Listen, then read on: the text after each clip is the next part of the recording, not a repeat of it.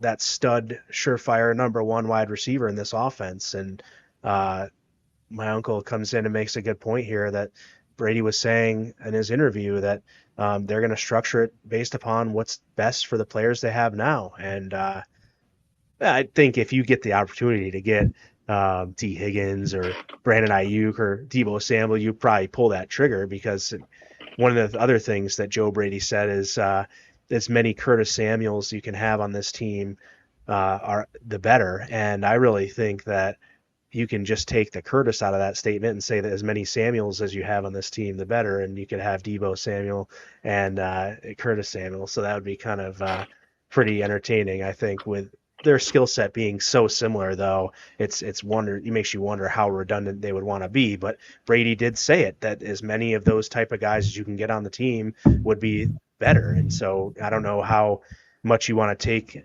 that with a grain of salt, or how much you say, okay, that's coach speak. But what are your thoughts on that kind of thing with what he said? How many similar skill sets do you think they could actually have on this roster?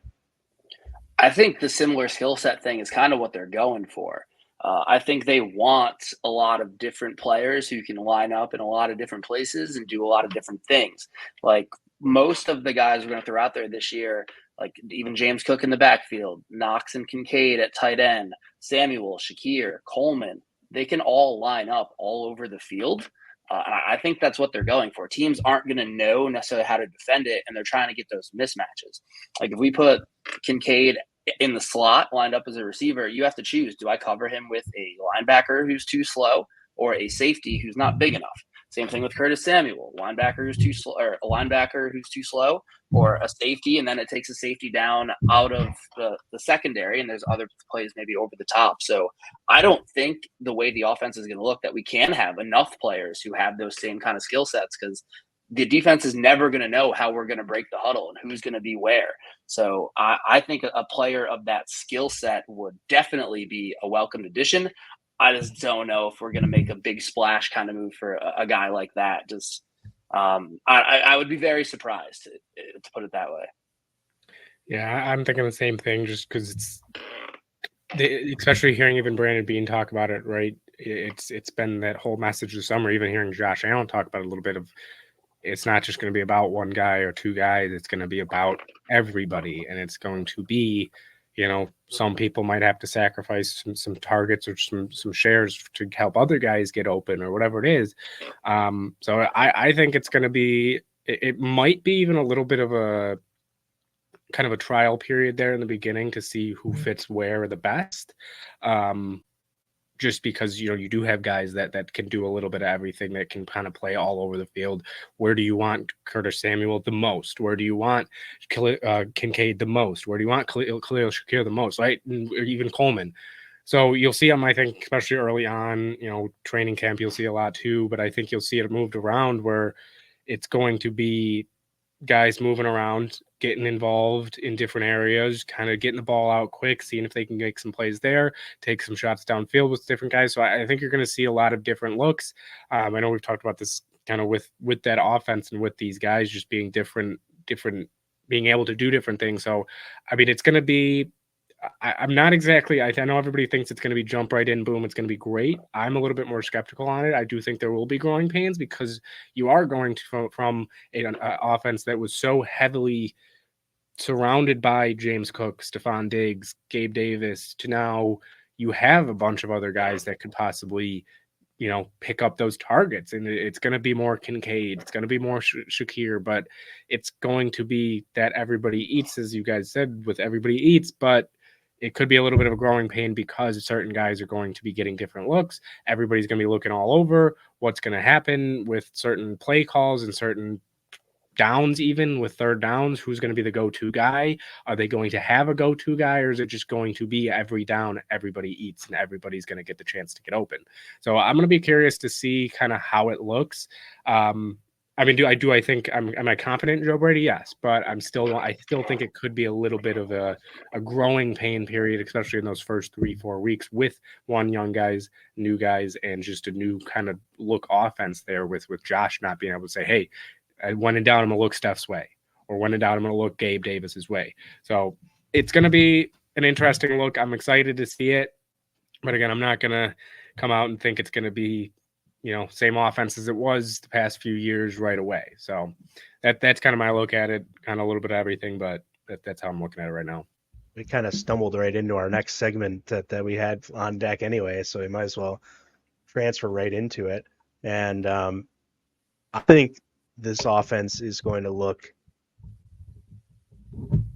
so much more balanced than you've seen it. And it is a little bit scary to some probably to think that, oh man, you're going to take the ball out of Josh Allen's hands more and hand it off to a running back.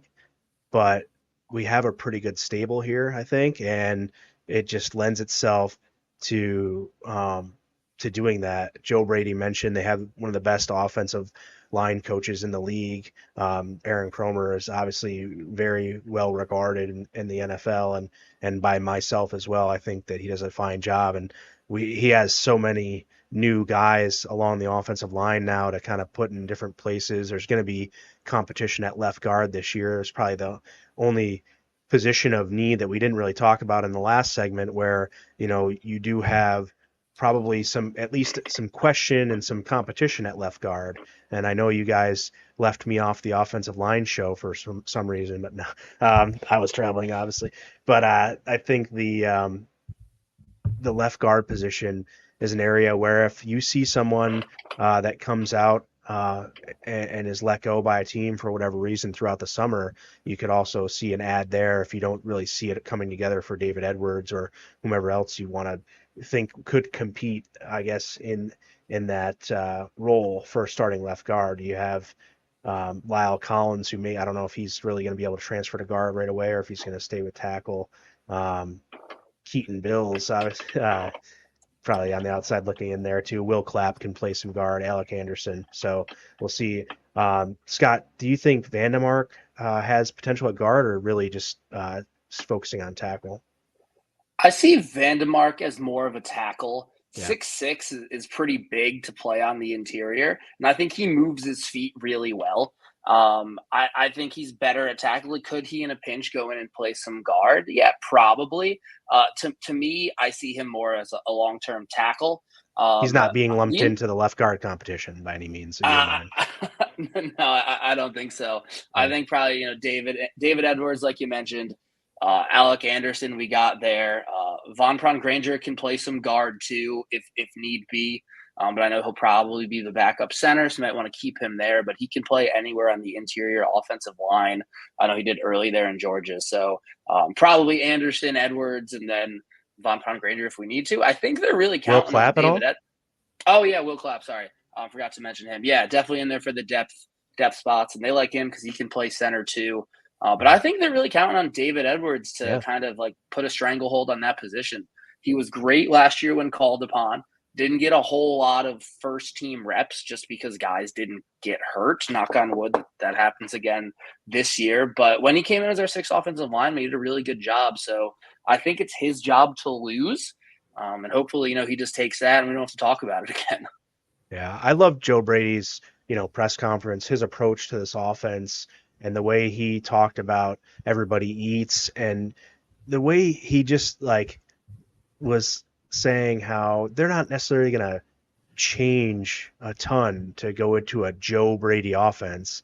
Called it Josh Allen's offense and said a lot about, I'm not going to make these guys think. If it's going to slow them down and make them think, I'm not going to change that. And that was kind of one of the bits that's stuck in my head from watching it over and over again is that, he's like, I ain't going to change that, and it's just such swagger. Great press conference from him. He almost had a head coaching like, you know, aura about him out there and the way he carried himself. So it was really kind of a great start to the season here with Joe Brady. And thinking about all the weapons we do have, I think there's weapons we don't even really know we have right now. I think you don't know exactly what you're going to get out of guys like Claypool and you have then Shavers, Isabella, and Hamler sitting there with Xavier Johnson and Lawrence Keys as UDFAs. Like there's just a ton of guys there. 13 wide receivers right now on the roster, and then you add in Knox and Kincaid on top of that. I was talking with Kevin Syracuse, and I wanted to get your guys' opinion on this. I think Dalton Kincaid is by far thought of as probably going to get the lion's share or the most targets of any weapon on this offense, any pass catcher. But out of just the wide receiver room, I think Khalil Shakir gets the most targets out of any wide receiver. Who do you think from the wide receivers gets the most targets? That's a tough one for me because even if it is, Khalil Shakir or Curtis Samuel, I don't see it being a wide discrepancy. I Sure. think it's going to be within 5. I think it will be that. I just because like you said, I think it will be. I could even see James Cook getting involved heavily in the passing game, like that heavily, where it's 5-6 targets a game out of the backfield for him, to the point where he gets a ton of targets a year, right? Yeah. So it's going to be a tough one for the receivers. Curtis Samuel's been getting raved about at least as a blocker. I know that's something that they were talking about. So maybe he ends up being that guy that gets a lot of little dink and dunk passes and just get the ball in his hands. If I had to put money on it right now, I probably would go with Khalil Shakir. It'd be my best guess. I do think Keon Coleman can be a dark horse because I think he could be a guy that Josh looks at as, when in doubt, I'm throwing that thing up to him, right? Josh loves to do that. We know that. I mean, it's something that as Bills fans we love, but we also can hate at times with seeing him just chuck it up. So it's, even if it is, Shakir or Samuel or Coleman, or even if maybe, dark horse, Mac Hollins, Chase Claypool too, I don't think it will be a wide margin by any means. But I do think out of all the guys outside of even receiver, I do think out of all the weapons, I think it will be Kincaid. But I'm interested to see which one kind of emerges as that number one quote receiver.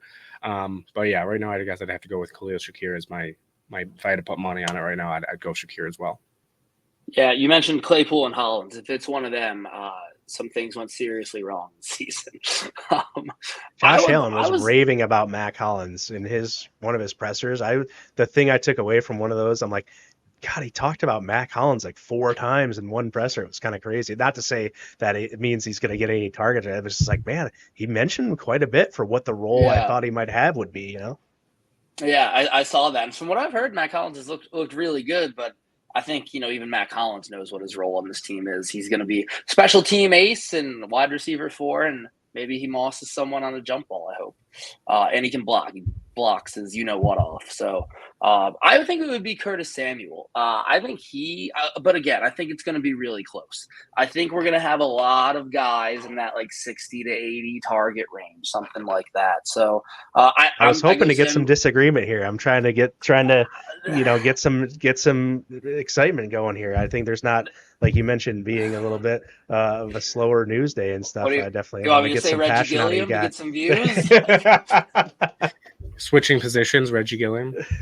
Yeah, we're switching to the wishbone, and we're gonna. Well, that's who Bean was actually thinking about when he traded Diggs. He was thinking, well, we got to get Reggie Gilliam the ball a little bit more, That's right.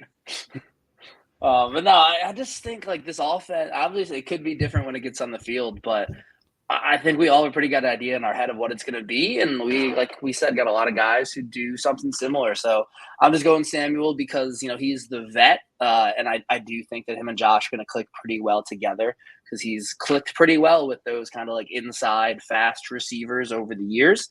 So yeah, I think Samuel, but it's going to be close. Like I will say Samuel has played with Joe Brady before. So that could also play a factor too. So that, I would, if I had to place money, I would probably go Shakir, but yeah, second would be Curtis Samuel for me.